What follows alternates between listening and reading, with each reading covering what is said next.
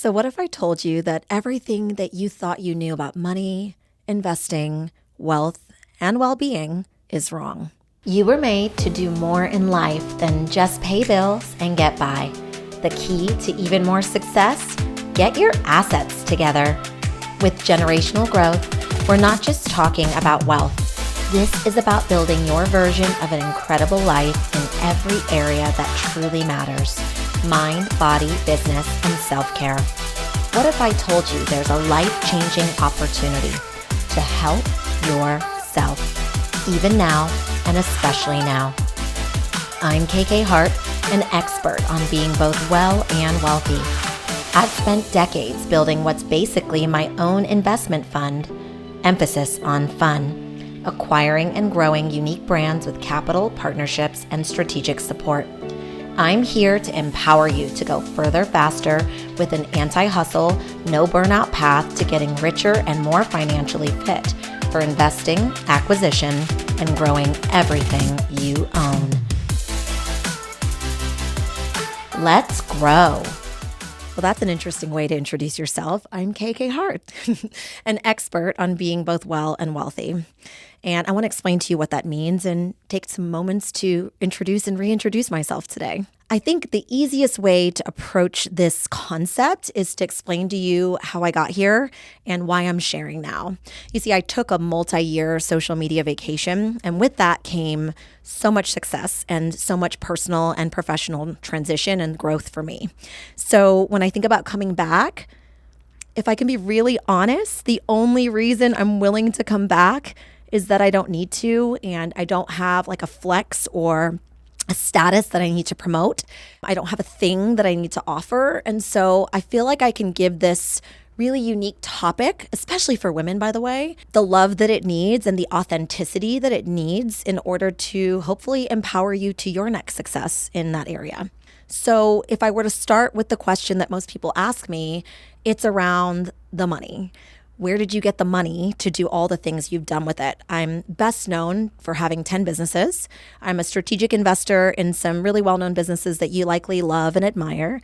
And I'm also kind of this unique background in acquirer. Most of the businesses I own are from entrepreneurship through acquisition, which is just a really unique way of, diving into the pool of growing businesses, which is what I love to do. And focusing on that growth means I'm really uniquely good at the non-hustle culture approach to success.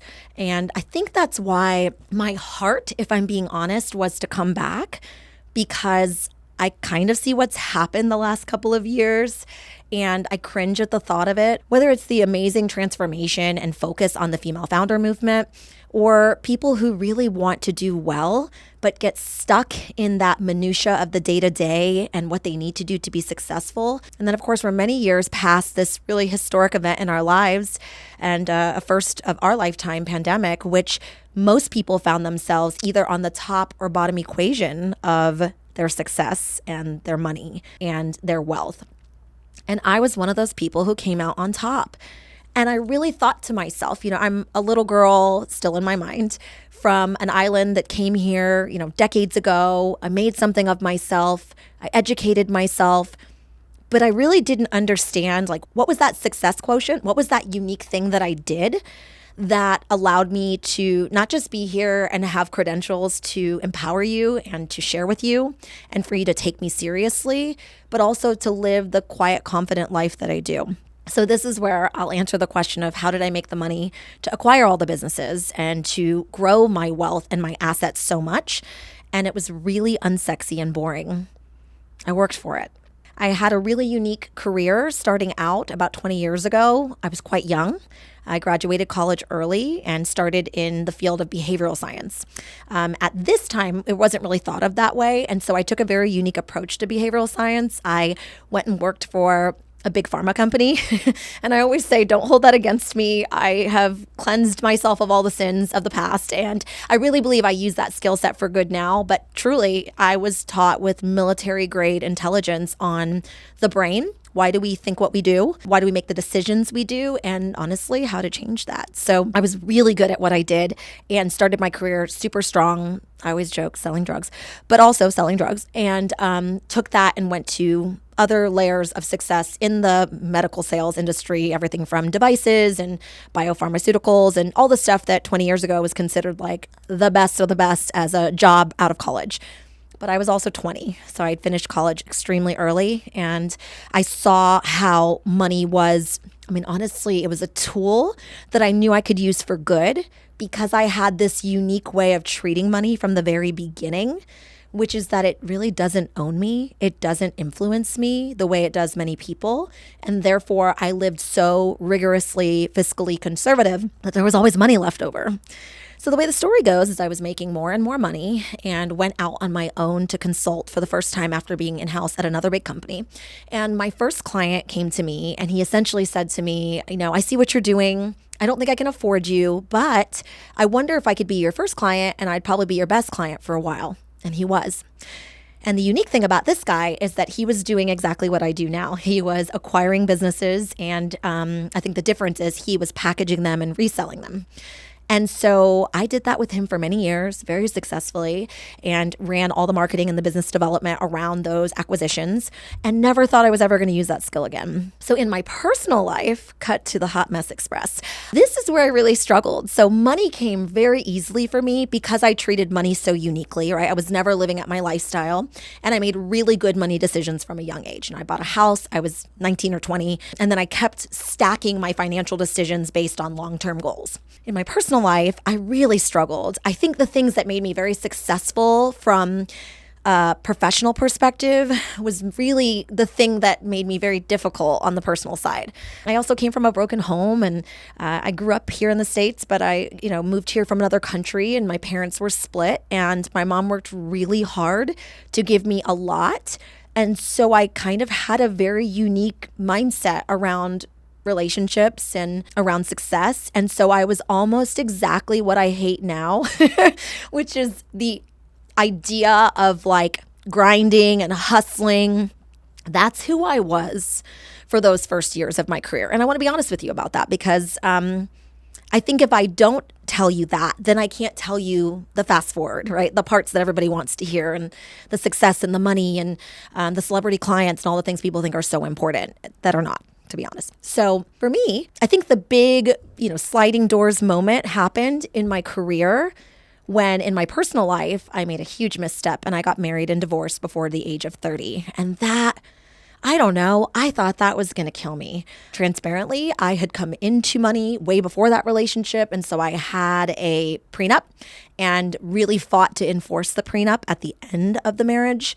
And there was something around that psychologically that I wish I could give words to how much it hurt and how scary it was, given that I didn't have a backup plan. I don't come from family money. And I think for me, because so much of my identity was wrapped up in my financial success and my professional success, that the idea of that not being enough to like save an already broken relationship, it was like a quadruple whammy. And so after that, I remember this thought very clearly, which is now you have no excuse. You've got to go out there and be even more successful. And that I did.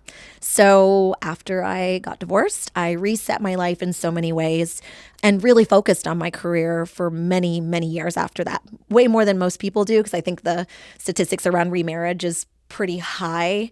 And I was so focused on my career. And I always think of this. I was just wealthy businesswoman with a dog was like the thing I knew I was going to be. And I formulated my entire life around that. Okay, so fast forward about 7 years later, I met my husband. And he was like so different than anyone else. Look, I giggle when I think about him. It's so annoying.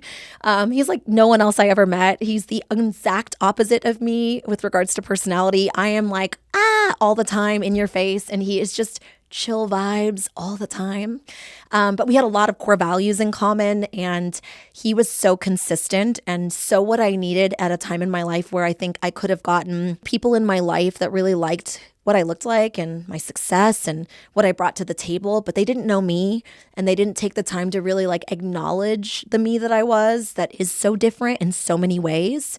And I don't know, this guy really did. So I packed up everything. At that time, I had 4 brick and mortar businesses, had like the condo of my dreams that I had bought, and within 3 months of meeting him, sold everything and moved to Las Vegas. And that was super fun. When we met, our entire life was kind of restructured around what we knew would be our partnership. I never really thought about it as marriage. And I think because I missed out on this really crucial aspect of divorce, which was actually the reason I became more successful afterwards, is I believed so much that it would ruin me. And because it's like the number one predictor of bankruptcy or financial issues for women at that stage of life, that I just was so focused on, get the money, invest the money, make more money. Did I mention money? And so for me, it was all about that until the move. And then once I moved, I had this whole other life that I was nurturing. And he was so supportive of my success. So we started doing things together. I helped him start his business, which is incredibly successful now. And we just kept finding that I think our love, which of course we got married about a year after I moved, continued to grow and flourish. So I really thought this would be it. We live in the mountains in Las Vegas and we just keep buying businesses and growing businesses. And we did that for a couple of years. And I found that I had so much free time.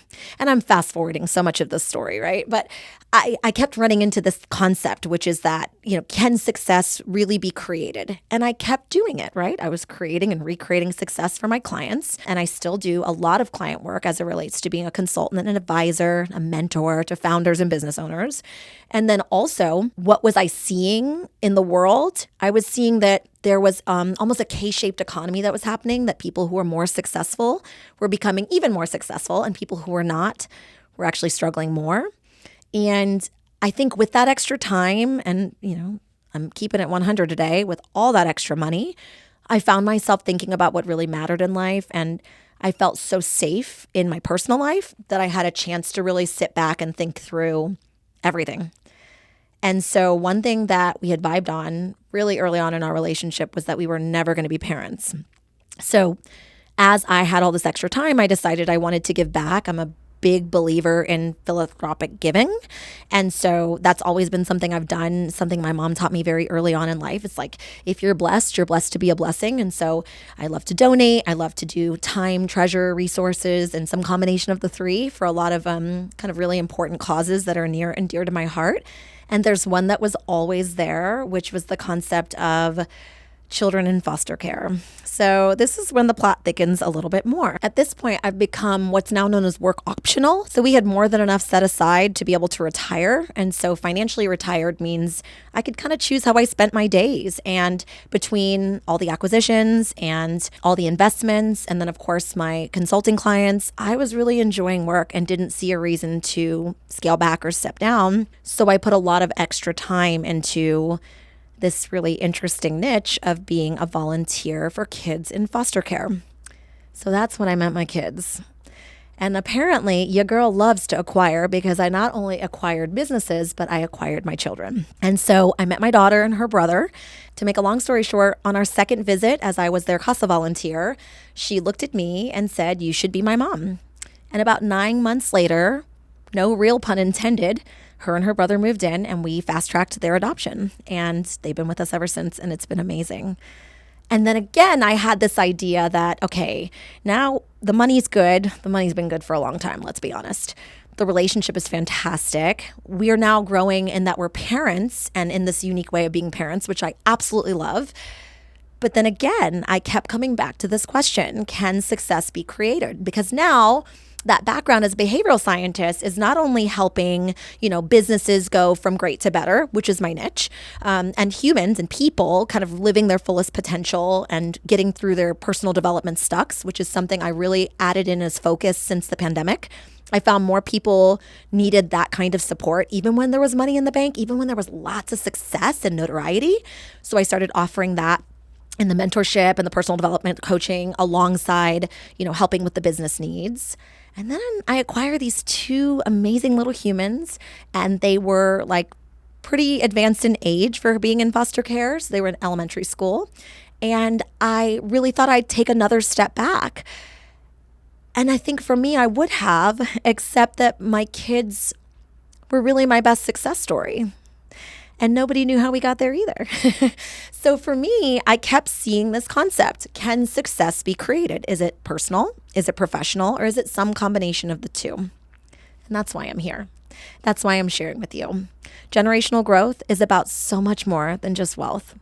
It's about living a life that you feel good about in every area that really matters: mind, body, business, self-care, and everything in between.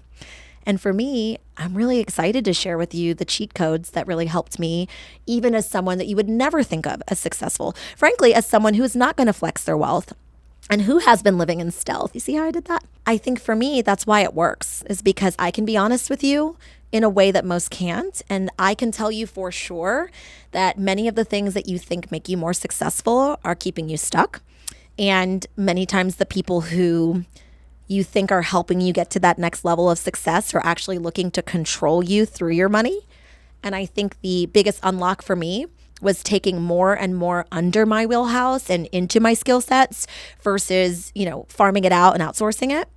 And I think no one wants to tell you that, because there's multi-trillion-dollar industries that help you to feel like you need them in order to become more successful. And all of my success has come from my skill-based abilities, and also my focus on kind of the right sizing of operational efficiency, capital, and how you deploy it, when you deploy it, what do you use, and the lack of debt that I use as leverage, which, most of what you'll hear in any version of financial media is around borrowing money. And I just think that for most people, there's a better way. So my background is unique, right? I have this personal and professional, dual-sided brain, and I've used that to be really successful. But let's talk now about what that success looks like. So having a multi-million-dollar net worth doesn't really get me excited anymore, but I'm sure you want to know a little bit about how I did that. So throughout generational growth, I'm going to break down in what I hope will be very tactical, very tangible episodes, how I did it from that first $1,000 to the first $1 million, and what I did in between those. And so season 1 is really near and dear to me. It's with my niece, who I have grown up with as a thought partner and a friend and like a second mother to. And with her, I think I wanted to give her the answers that she couldn't just scroll on social media and find. I wanted her to see the truth behind the long form podcast that she's listening to. And I wanted her to, have the empowerment to know that she could do things her way in a world that's trying to, encourage more and more of us to act the same. And one way that I think about this, and the reason I'm stepping out of stealth and coming back, is that her questions and her stuck is often what I see from other women.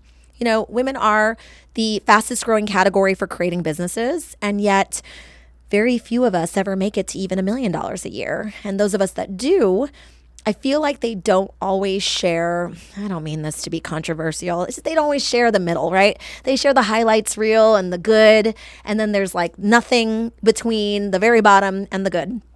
And that bothers me. I get that for most people, maybe my messy middle is too much, and it's not exciting, but I do think that it's the vegetables to the story that you need to have, right? It's we all know we need to have more of them, but do we really want to? And this is the thing that I wanted to bring to you. I want to give you kind of that behind the scenes look at my life and my approach to business and wealth. I think one of the strongest statements I can give you as to how I've done things is I've constantly grown my skill sets and used that to earn and then invest on that. So I'll give you an example. I have 15 to 20 different streams of revenue that are essentially uncorrelated. We can talk about it. They're pretty correlated in some unique ways, but that are working for me both day to day and then obviously every year. Sometimes they compound, sometimes there's massive exits. And so you need to know that. You need to know that maybe you're focusing on one area of wealth when you need to think about 5 or 6, right? You need to know that in order to make money on your money, you need to have enough set aside to even start investing. I think a lot of people think about investing only when you get to, I'm going to throw out a large number that everybody thinks about. When you get to being a millionaire, then you got to make that money, honey. And for me, actually, I made 6 figures my first year out of college, which is unheard of. But what I did with those 6 figures is I invested them, at that time in the market. because I was young. I bought a house, which I then sold 13 years later for a profit. Even through the massive, great financial reset that was so detrimental to the housing market, I was still able to make it work because I lived underneath my means and I bought underneath my means. And then I started speculating and doing alternative investments. Now, interestingly, alternative investments are having a moment, right? And I think, man, I'm just going to go all the way in today. I think so much of that is positioned as like for the dudes and for the boys. And I think that much of my financial success, if I grid it all out for you, you're going to see diversification is at the very beginning alongside fiscal responsibility. They really go well together. It's the whole reason to diversify. And then there's alternatives, things like acquiring businesses, but also precious metals. Also bonds, and how do you leverage that in down cycles? I'm going to tell you that I'm not a crypto and NFT gal. You're going to know that up front. But I think there's a place for really speculative assets depending on where you're at in life. So when I tell you to get your assets together, which is my thing, and I actually came up with that randomly, filming a video it had to be 2020 or 2021. It was during the pandemic, and I had a lot of really big, notable clients that had me educating in this way, and it slipped out of my mouth, and I never want to forget that moment, because for me, it was about more than just money, but it was also about more than what you're told. It is this unique way of thinking about your own personal financial asset base that I want to encourage you to do. So for me, getting your assets together is about that diversification, but it's also about understanding your strengths so you can know where to focus your energy career-wise, and also what to do on the personal side and how those two interrelate. And then, of course, it's about the tactics and strategies that I think year by year they change and they need your focus and attention. I call it DIYing your ROI.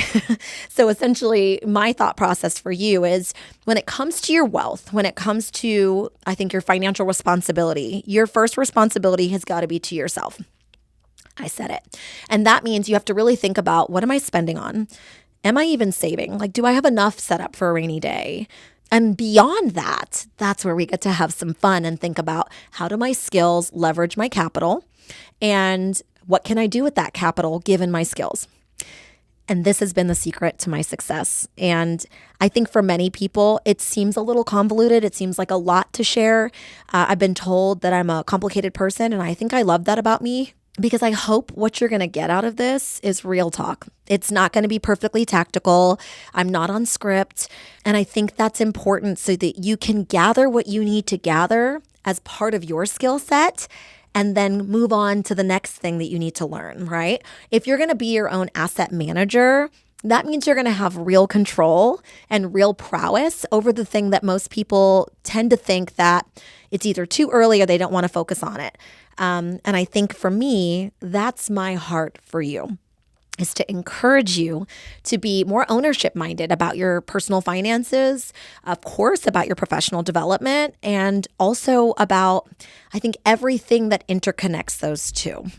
So let's go a little bit deeper on this portfolio-like concept that I've created. For so long, I wasn't calling it an investment fund.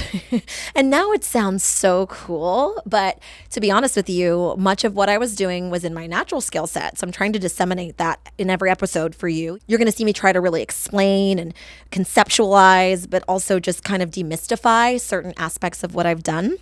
But the concept is really simple. It's find things that leverage your strengths, put capital behind it, be more hands-on than they tell you to be. That's a big one. I think a lot of people feel like, well, if I just acquire a business and I just hire a manager to run it, then I'm done and I'm raking in the dough.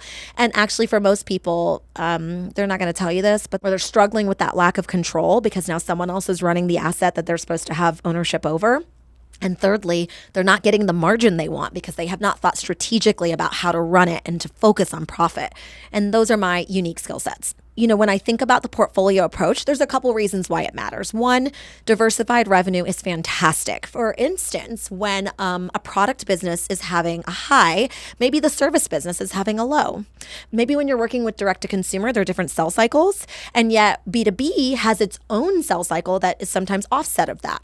And so when you think about the things I've done that I would want to recommend to you to consider, it's not just to double down on your strengths, but to be really thoughtful about what plays with the other thing. I own product and service businesses, B2B B2C and B2B2C businesses. I invest in really large businesses that I think have the scale and the scope to really go the next level. I am often the only non-institutional investor on the cap table, and that means that I'm playing at the level of a VC with my own money.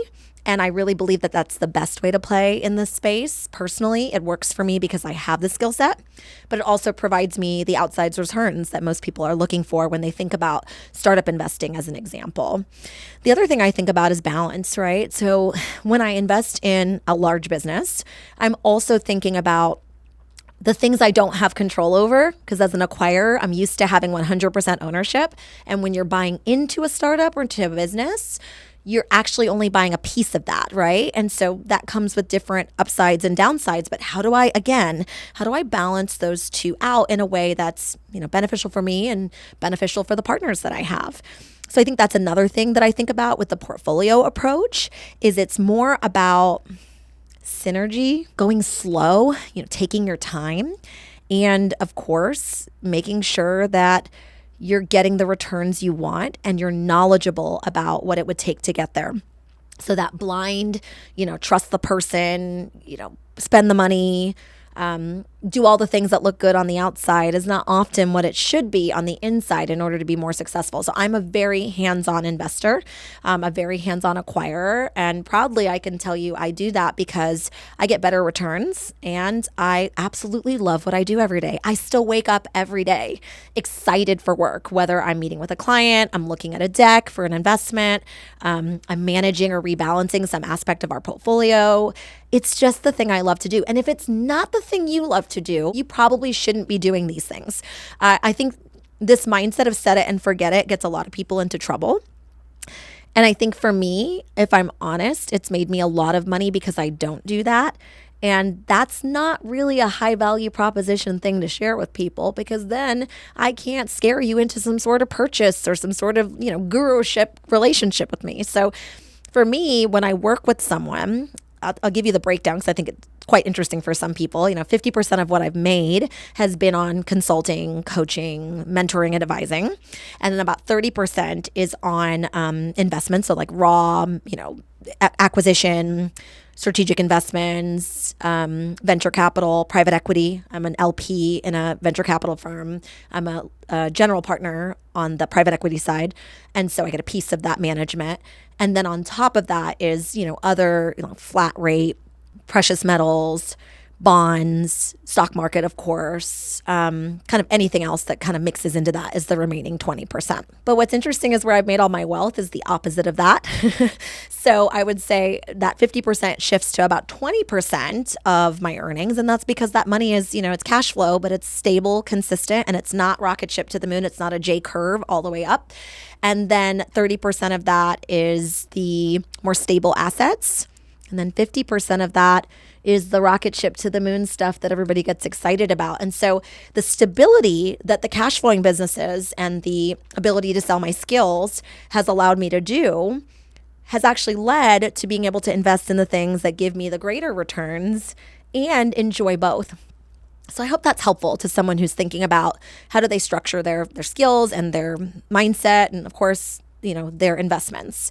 Because for me, that's not what I often see. I often meet very successful people who privately don't feel successful at all. They don't have their assets together, and they're constantly trying to keep up with the Kardashians. I'm not going to say the Joneses.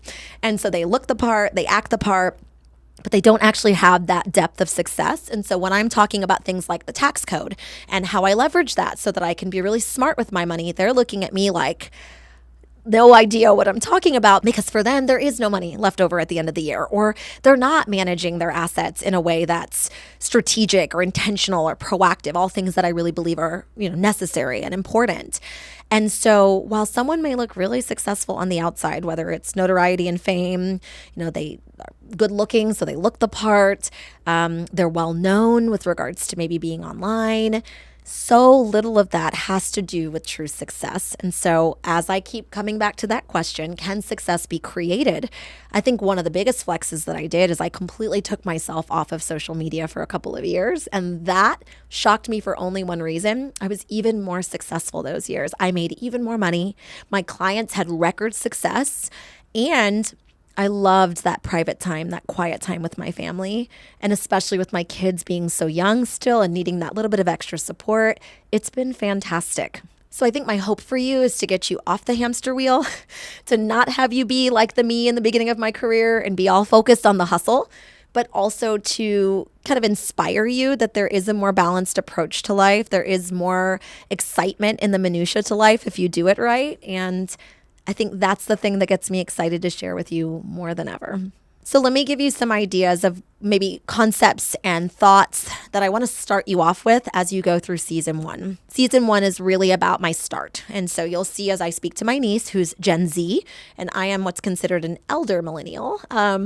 I think that gives you some concept and some scope about the differences between the generations. And each season thereafter is with a different friend, family member, colleague, and how I kind of help them understand their personal and professional prowess through my stories and my experiences. So I think about this thing, I call it the FIT formula. About 1 million years ago now, I did TED and I talked about this concept of FIT, F-I-T. And what I really believed at the time is that you get through a lot of FIT, you get somewhere good, okay? But now I think about that formula very differently financially. And it's really all about that strategic, intentional, proactive approach to being successful.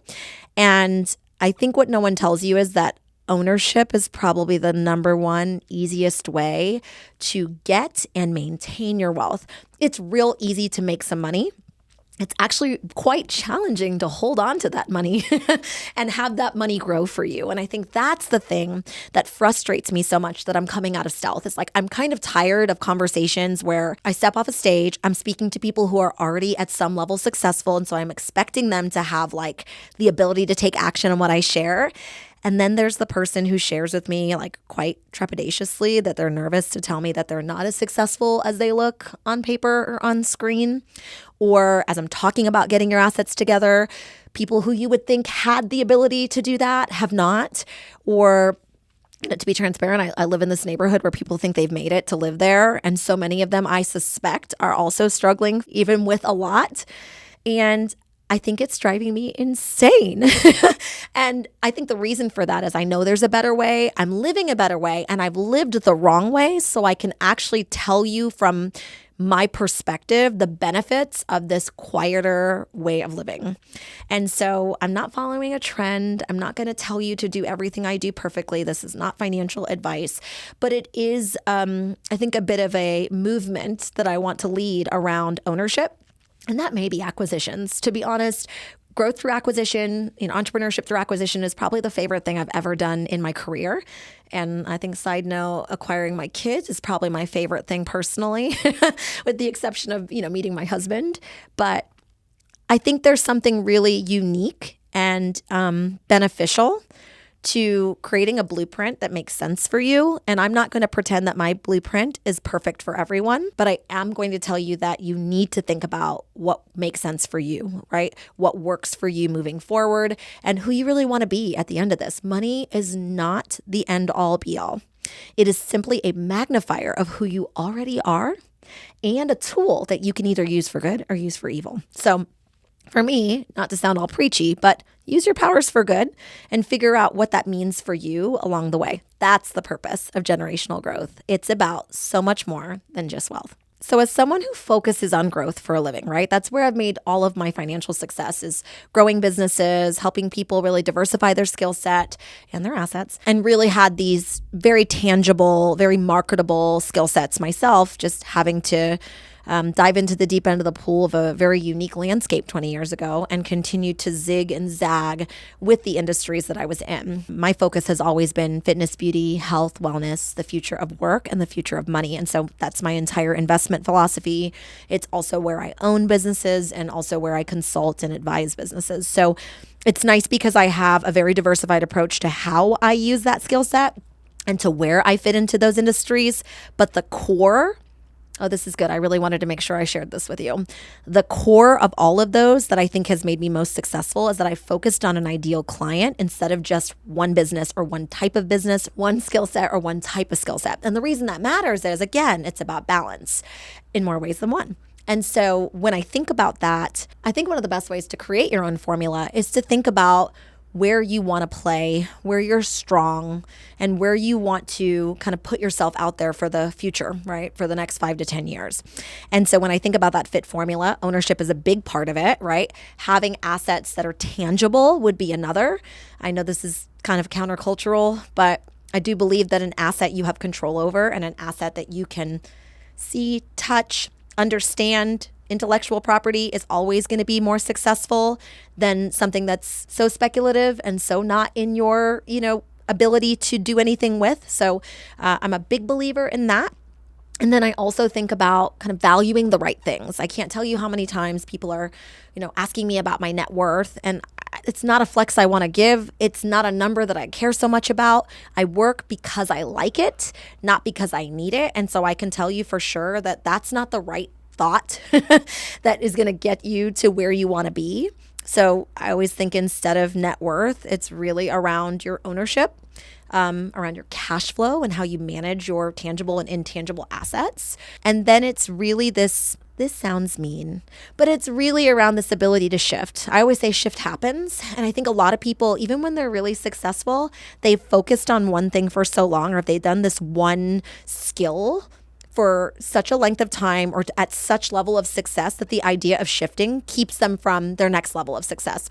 And one unique thing about me is I think because of my background, because of even how I was raised, because of the kind of lifestyle that I've chosen to live, which is drastically underneath my means, it allows me to be someone who's willing to shift. And I think shift happens a lot. With a 20 plus year career, every 5 to 7 years, I've had to shift something, whether it's a skill set, a niche, a client base, and I've loved it like every step of the way. So I think that can actually help you to be more thoughtful about the things you want to invest in and the person you want to be at the end of this. So again, generational growth is about so much more than just money and wealth. It's really who you are and the legacy you want to leave. And so while I believe that everyone should go for growth, I think the nuance of what growth means is the last thing I want to leave you with. I really believe that if I wasn't in this world tomorrow, no one is showing up at my funeral talking about how much money I made and how helpful I was to them in their business. It's really all going to be around my day-to-day life and my personal impact. And so I think about this a lot. Again, money is a magnifier of who you already are. So this is who I was prior to having money. And it's a tool that I've, really chosen to use in some unique ways that both benefit me and benefit others. And so I think what I'd want to leave you with as you're getting to know me and considering going for growth and diving into generational growth and the episodes that come is around the concept that you can be who you want to be. It doesn't mean you have to have some sort of drastic change, but I will say it's probably worth thinking about who you really want to be. And much of the story that I didn't tell you today, the really not fun stuff, is around the years and the moments in between each success where I honestly sat back and went, is this even what I want? Is the goal that I have the goal that I need? And who do I want to take with me on the ride up? Let's be honest. I knew the ride was going to be up. I'm a driven, very ambitious person. But what I never realized would be the real unlock is that I'm the same person from the bottom to the top. And I hope that that will encourage you. I hope that will help you to really make the most out of any opportunity you have now and really figure out what it means for you to go for growth and to explore your own generational growth. So I want to leave you with some final thoughts. So much of my success has been talked about, but let me give you just a little taste about my biggest failure professionally. When I got divorced, had this right-hand ring company that I was just so excited about. I invested a lot into it, sourced the diamonds and the different gems from overseas and really had a great time designing these rings that I felt really great about. When you take off your ring on the left side, on the right side, it's meant to really focus on empowerment. And so the number one thing from that business that has followed through my career is the concept of empowerment. And so I use this phrase all the time. In our 10th business, it's actually one of our taglines. And I use this often with generational growth because I want you to leave feeling empowered. So be empowered. These are some KPIs key performance indicators. So things that you can use to kind of check off whether or not you're in the direction you want or if you need to have a little shift. And so be empowered. These are the KPIs that help you thrive. One is that cash is queen. I know there's a world out there that tells you that debt and leverage are going to get you further, but I truly believe that most of the opportunities I was given, being so fiscally conservative, it's because I had cash to bring to the table.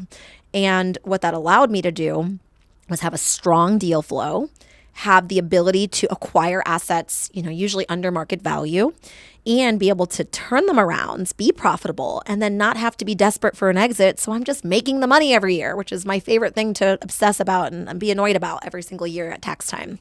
So that's really, to me, a compelling reason to build your cash position. You're going to hear me talk about this a lot and know that that is actually going to be a very key element to slow success, all right? Simple success. 2 is ditch the debt. Okay, so I've already talked about cash being queen, but I have to be honest with you, I'm nervous about the way most people go about their growth. And it's not that they need to move faster than they're capable of. Or in the startup world, I often see businesses that need capital in order to become profitable, which tells me there's no product market fit. And so I want to be really clear about that. I think one of the most important things you can do first, and it's something I don't cover because I'm not an expert at it, and there's some really awesome experts out there, is to get yourself out of debt. Okay, to get your assets together is to first get yourself out of debt so you have cash that is queen to be able to invest in these other ways and things, including liquid and illiquid assets. I want to tell you with, really strong love, but also firm boundaries, that I believe that debt is actually one of the biggest contributors to the struggles I see personally and professionally. And I think it's because we've lost our way as to what's really important. And I hope that I can represent that for you. If nothing else, I can be a fun friend to remind you and encourage you that sometimes the better route is less taken, and you get to decide if that's the route for you. And then lastly, and this one's kind of cheeky, but I really believe that we're starting to see more and more separation on the haves and have-nots. I talked a little bit about that today. I think one of the key principles that is actionable, and you'll hear, I'm a glass half full kind of gal. I'm sure you're gathering this about me, even if it's the first time we've met, that I'm not exactly one who sits around waxing and waning about how the world should be. Here's what it is. I radically accept it. I see the positive and I go after that. And so the last thing I'd leave you with, my number 3, is that opportunity doesn't come, it's taken. You know what I didn't tell you about? I didn't tell you the many years leading up to that first big financial success that I was underrepresented, that I was thought of as less than, that I was not put in the position to be a leader. And every single one of those ways and days, I showed up for me. I believed in myself enough, maybe even delusionally, because I always knew I would be successful. And I can't tell you that I could understand how that came about. I think some of that is like internal grit and how I was raised. I had a really strong mom who just believed in me beyond, I think, comprehension. And now she thinks she's a genius. And I think she's right. I'm pretty awesome. But I also believe that there's some mix of that that's personality driven. And then the rest of it is truly created. And so I used a lot of simple techniques like visualization, journaling. I paid for counseling for I can't tell you how many years to work through all the Hot Mess Express stuff, and a lot of self-reflection and reinvention along the way. In fact, if you look up my TED, which is really hard for me now because it's like 6 months before I met my husband. And so now I think about it and I'm like, oh man, I really set myself up for a radical life change without realizing it. But if you look at what I shared on that TED, I still believe in it today. I still believe in those core principles. I'm still going to talk to you about it through the lens of money and wealth and investing. But also, I really believe this, that life is yours for the taking, that you can do what you want to do. And really all you need to do is think about what it means for you to have generational growth. So I'm KK Hart. It's going to be an honor to be here with you. And I got to tell you, I think coming back from stealth this way is going to be super fun. And I invite you to be on the journey with me because I'm really looking forward to doing this my way. Let's talk more about this soon. Thanks for joining us. Now go out there and turn your success into action. Generational growth is about helping you in every area that matters: mind, body, business, and self-care. Share this episode on social media and LinkedIn, and feel free to send us where you feel strong and where you need support. Please note, this content is for entertainment purposes only and should not be considered financial or professional advice. Always consult with a qualified professional before making any financial decisions. Some of the products and services mentioned may involve financial compensation or partnerships.